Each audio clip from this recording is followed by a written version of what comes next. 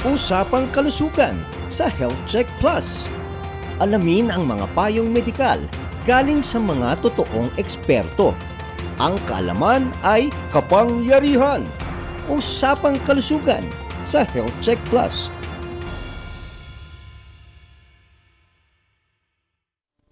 Magandang araw, Health Checkers! Magandang araw, Luzon, Visayas at Mindanao. Magandang araw din sa ating mga nakikinig at nanonood sa iba't ibang parte ng mundo. Isang mainit na pagbati mula sa bumubuo ng Health Check Plus, ang programang pinagkakatiwalaan ng mga eksperto. Pero bago po tayo magsimula, mga #Health Checkers, maraming salamat sa inyong patuloy na pagsuporta at pagsubaybay sa ating programang pinagkakatiwalaan ng mga eksperto, ang Health Check Plus. 3,000 subscribers na po tayo. Patuloy po tayo sa ating pangarap na lalo pang palawakin at paramihin pa ang ating mga health checkers sa Luzon, Visayas, Mindanao at maging sa ibayong dagat kung saan maraming mga Pilipinong nagmamalasakit sa kalusugan ng kanilang pamilya at kapwa.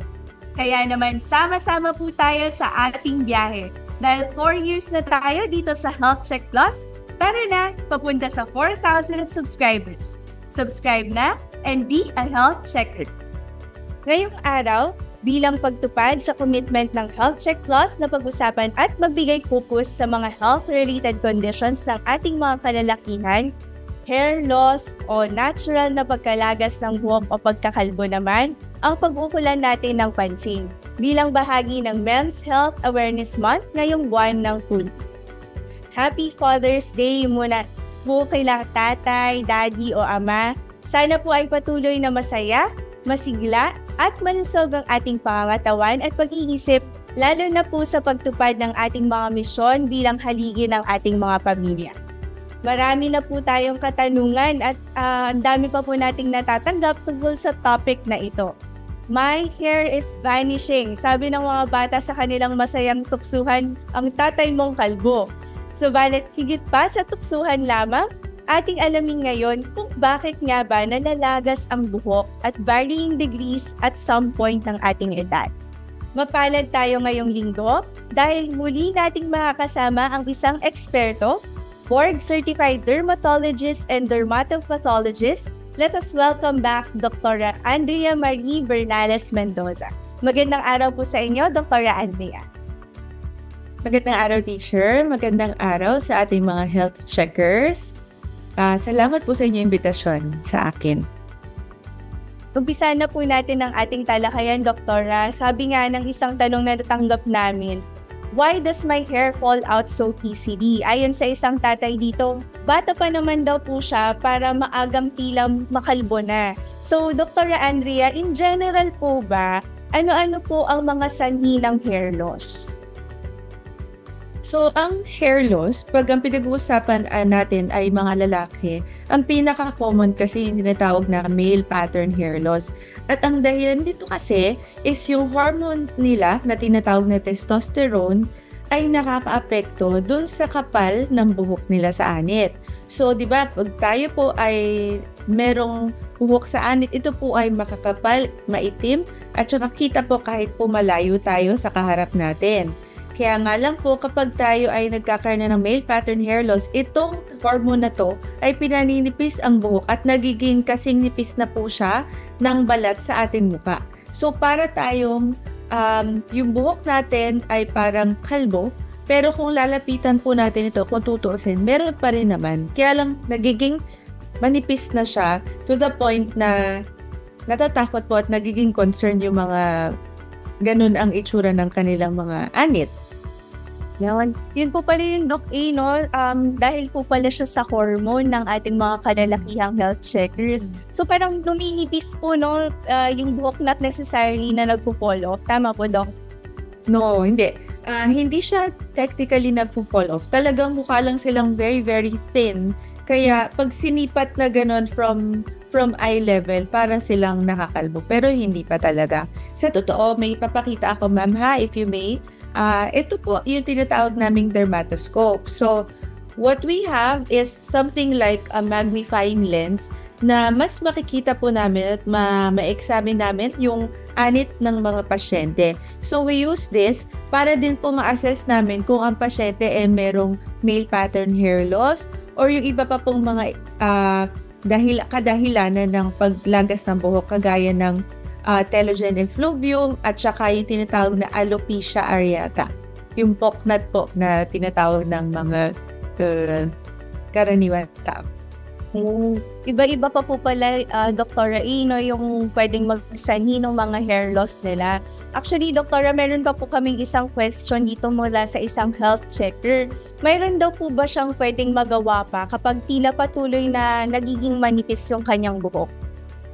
Okay. Pag lumapit sa akin ng pasyente, ang una ko kasing tinatanong, kailan nagsimula mong napansin na nalalaglag or nalalagas yung buhok lang?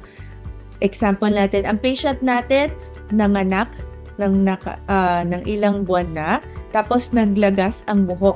Ang pwedeng dahilan ng pagkalagas ng buhok niya is yung kanyang pregnancy at saka yung kanyang pagpanganak. So, isa yung malaking event para sa katawan. So, pwedeng yun ang dahilan ng kanyang hair loss. So, pag tinanong ako anong pwede kong gawin, observe. Yun ang sagot. Pero kung ang dahilan ng kanyang sakit male pattern hair loss, then we need to do something about it. Ang mga usual na binibigay namin dyan ay yung mga ini-spray sa anit or isinashampoo or meron din yung mga pinapainom. So, depende dun sa severity ng kanilang mga sakit ang magdidikta sa amin kung alin yung ibibigay namin sa kanila.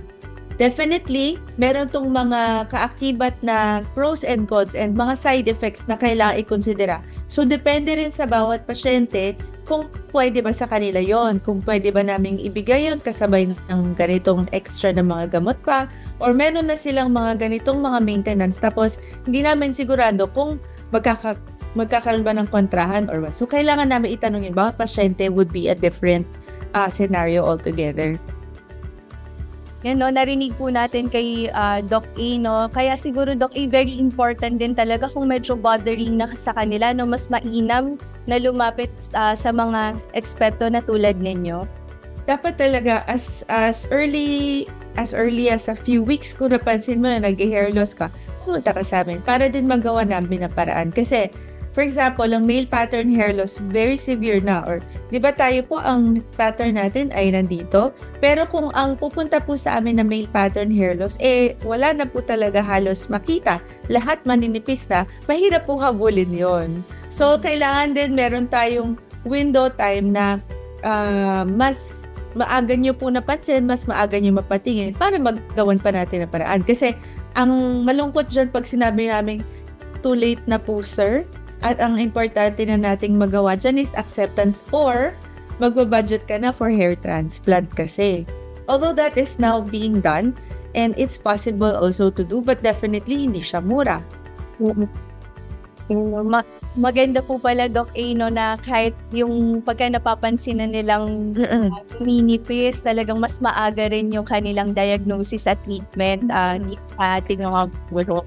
Dapat maging vigilant, saka alagaan mo talaga yung sarili mo. Once na may makita kang kakaiba sa'yo, ikaw na dapat yung gagawa ng appointment mo sa doctor na pinakamalapit sa'yo. Kaysa hahayaan, papabayaan mo. Baka hindi rin namin magawan kasi ng paraan. Too late. So, relate dyan sa yung mga health checkers natin dyan, Doc, no? Kapag napapansin na dapat talaga nagpapatingin na. At maganda na nabanggit po ninyo na dapat talaga na napapangalagaan din natin yung ating sarili, no? Hindi lang yung ibang mga parte ng katawan, pero kahit na yung very visible kasi, no? Pagka sinabing buhok, talaga medyo bothering siya, Doktora. So, yes. Pa yung usual ninyong mga advice sa tamang pangangalaga ng ating buhok at anit. Kasi karamihan nga po ng ating mga kalalakihan ay talagang nakaka-experience nito, no? So, ano po yung mga health tips ninyo, Doc A, para sa healthy hair and scalp condition? Okay. Usually, pagka tinatanong nila ako dyan, tatanungin ko, nagsha-shampoo ka ba ng buhok mo? Ang answer naman yan, commonly yes. Kasi Filipinos naman, naliligo tayo halos araw-araw. Ang tanong ko ang kasunod is, meron ka bang mga sakit sa anit kagaya ng pangangaliskis, yung tinatawag na balakubak? Kasi kung meron ka ding palakubak, kailangan mo rin i-address yun. Kasi every time na kinakamot mo yung anit mo, nai-injure mo din yung buhok na nandyan. So baka din nakakadagdag yun sa hair loss mo. So iingatan mo at saka i-make sure mo na natatanggal yung kaliskis na yun on a special schedule para din pagka hindi siya kumakapal at magkukos ng extreme na kate. Pagka nagko-conditioner naman sa pasyente, sinasabi ko, if you have to do it often, then make sure lang din na nare-rinse off mo. Kasi matadagdag dito yung possibility na magkakaroon ka ng acne sa hairline, especially dun sa very, very mga oily na types na mga conditioners. Magkakaroon kasi ng occlusion ng hair follicles dito sa my hairline, so pwede talaga na mag-pimples. Aside from yung shampoo at saka conditioner, pag-uusapan din namin ng patients ko usually yung diet nila. Ikaw ba ay may restriction sa diet? Do you stay away from protein or meron ka bang vegan ka lang ba, vegetarian ka lang ba? Kasi merong mga pagkain na importanteng nasosource in mo sa katawan mo, nakakain mo siya kasi yun yung common na kailangan ng katawan mo to build your keratin and to build yung paggawa ng hair ba. Biotin-rich food, if you Google or if you search sa internet, biotin-rich food, yung usual na advice namin sa mga patients na may hair loss, kasi yun yung tamang nakakain mo para matulungan mas maganda yung tutubong buhok. Not necessarily it's going to fix your hair problem, but it's going to make sure na if you're going to grow new hair, mas matibay na klaseng buhok. Yun. Ang dami po palang kailangan i-consider, Doktor, pero tulad nga nung nabanggit ninyo, tayong mga Pinoy naman po ay sanay sa shampoo and conditioner, na talagang ginagamit natin kapag tayo ay naliligo. Dr. Ray, ano naman po yung recommendation ninyo? Kasi napakadaming mga shampoo at conditioner sa market ngayon. Ano po yung inyong health tip dyan sa pagpili naman ng tamang shampoo at conditioner? Okay. Pag tinatanong kasi ako kung anong brand, supposed to be wala po akong dapat nasabihin brand. Kasi ethics-wise, dapat talaga, pasyente ang magde-decide kung anong gusto nilang brand. Pero pag ako tinanong, pag po ba ako ay may balakubak, maganda po ba tong shampoo na yun? At tatanungin pag tinanong sa akin ng ganong paraan, hahanapin ko sa kanila or i-recommend ko yung mga anti-dandruff shampoo. And most of the time, drying yun sa pasyenteng meron namang existing na dry scalp. So, depende siya per patient again. So, pagka may tinarekomenda ako, sasabihin ko na lang, yung abot sa budget mo. Kasi kailangan itong shampoo at saka conditioner, nagagamit mo siya everyday. So, dapat abot ng budget mo. I don't need you to get the most expensive shampoo and conditioner as long as iiwasan mo din na nadadamage mo yung hair mo. Kung ikaw yung palaging nagkukulay, nag-hair straightener, or gumagamit ng mga treatment na nakaka-damage ng hair, yun na lang yung bawasan mo. Kaysa bumili ng mas mahal na mga shampoo and conditioner, if you just stick to your most natural hair, matibay naman yung hair na yun. Ang kailangan mo lang tinatanggal yung oil at saka yung supposed to be yung scales na kasama naman talaga sa pag-shed off ng katawan natin periodically. Iwasan mo lang na nasasaktan mo masyado yung hair mo, and your skin and your scalp and hair would show it naman. Hindi kailangan ng special na mahal na shampoo or conditioner. Abot sa budget, no? So, yes. para mas magamit nga naman, kailangan abot at pasok sa budget, no? Doc, i-verify ko lang, nabanggit niyo kanina yung tuwing kailan natin ginagamit ang shampoo and conditioner kasi may mga iba't ibang recommendation yung tayong naririnig. Pero as an expert po, ano po yung inyong tips sa aming mga health checkers? Araw-araw po, both shampoo and conditioner. Tama po ba? Ang shampoo, sa totoo, hindi naman siya kailangan everyday. Kasi may mga pasyenteng hindi rin naman masyado active ang ginagawa sa araw-araw nila. So, they can just do every other day na pag-shampoo. Pero, para sa mga pasyenteng very active, sabihin natin nagsusports or always outside pagka nagko-commute and all, they can do their shampoo kung paano nila usual na ginagawa. So, kung daily yun sa kanila, that is okay. Basta lang iingatan nila na kapag basa ang buhok nila, dahan-dahan na pagsusuklay at saka hindi hinihila yung buhok kasi the most vulnerable time ng buhok natin is kapag basa siya. So kung pala araw-araw tayo nagsha-shampoo and nagpo-conditioner, nandun lang naman kasi yung risk na nasasaktan mo lagi yung buhok.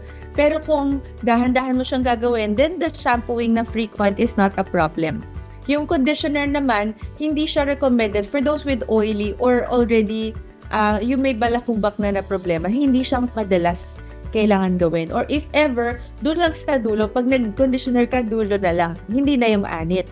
Kasi ang hinahabol mo doon, hindi tangled yung buhok mo, di ba? Hindi mahirap suklayin. And yung issue na yun, nasa gitna lang ng buhok hanggang pagbaba.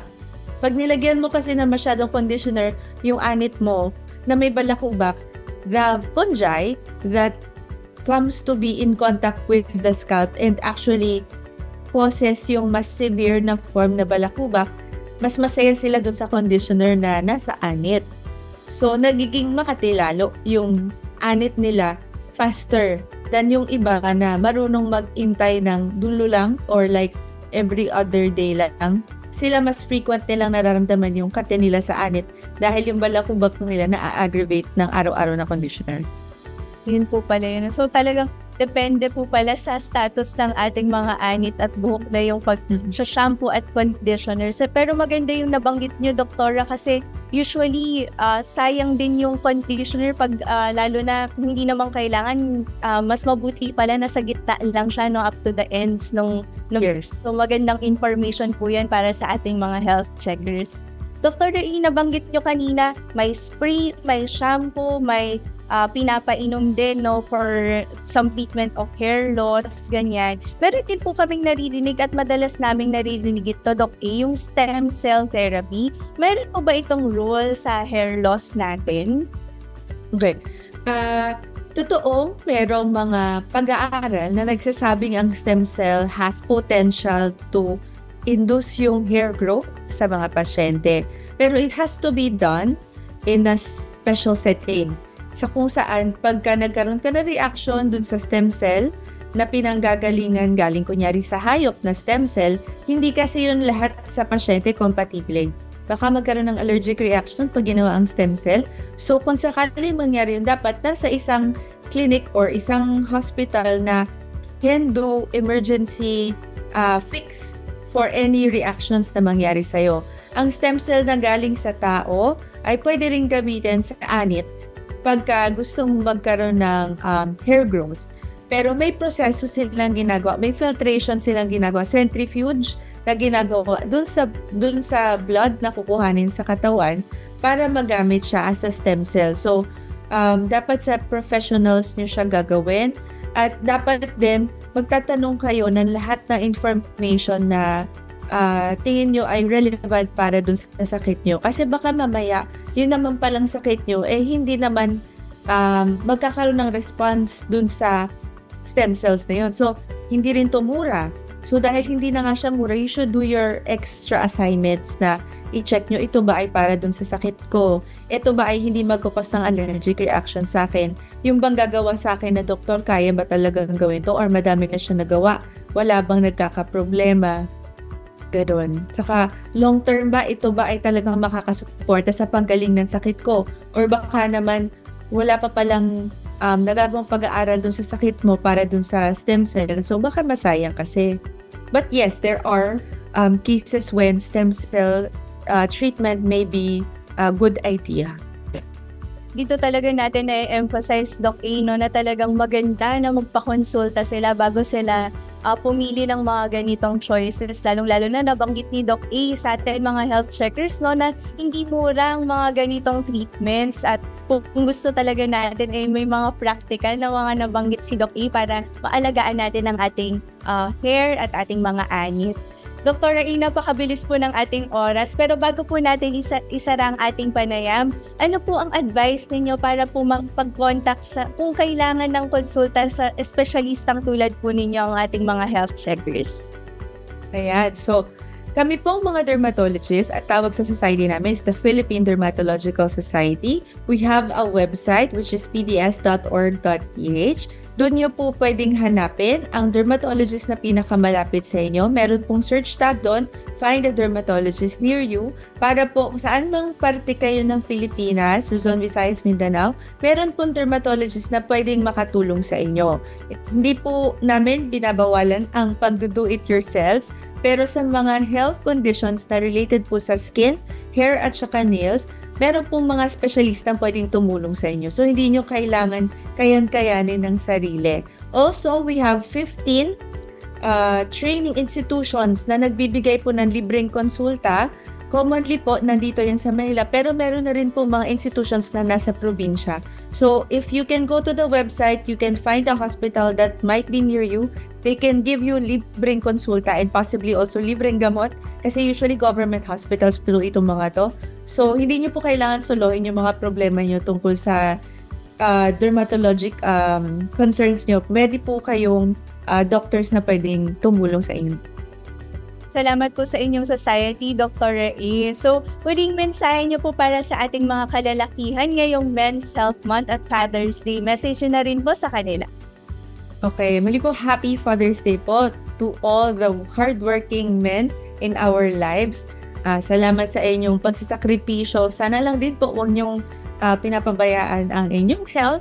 And as what we have been discussing earlier, no, ang inyong buhok ay crown glory. So, dapat din po ingatan nyo, bigyan pansin, at saka kung may kailangan na kayong tulong, lumapit po sa mga tamang doktor para po magawa ng paraan habang meron pang chance. Huwag po nating antayin na kalbo na bago kayo lumapit kasi baka hindi na namin kayo matulungan at magko-condolence na ako sa inyong buhok. Yun. Maraming salamat po muli, Dr. Andrea Marie Bernales Mendoza. Thank you po. Huwag po kayong bibitaw. Makakasama naman natin ang isang eksperto sa yoga at pag-uusapan natin kung anong mga yoga exercises ang makakatulong na palakasin ang ating pelvic floor para maalagaan ng mabuti ang prostate. Wellness tips, susunod na. Usapang kalusugan sa Health Check Plus. Alamin ang mga payong medikal galing sa mga totoong eksperto. Ang kaalaman ay kapangyarihan. Usapang kalusugan sa Health Check Plus. Mga health checkers, maaari din yung balik-balikang panoorin ang ating mga episodes sa Health Check Plus YouTube channel or iscan ang QR code na makikita sa inyong mga screen. Mag-comment, mag-like, at mag-subscribe at i-click ang notification bell para laging updated sa ating mga features. Be a health checker!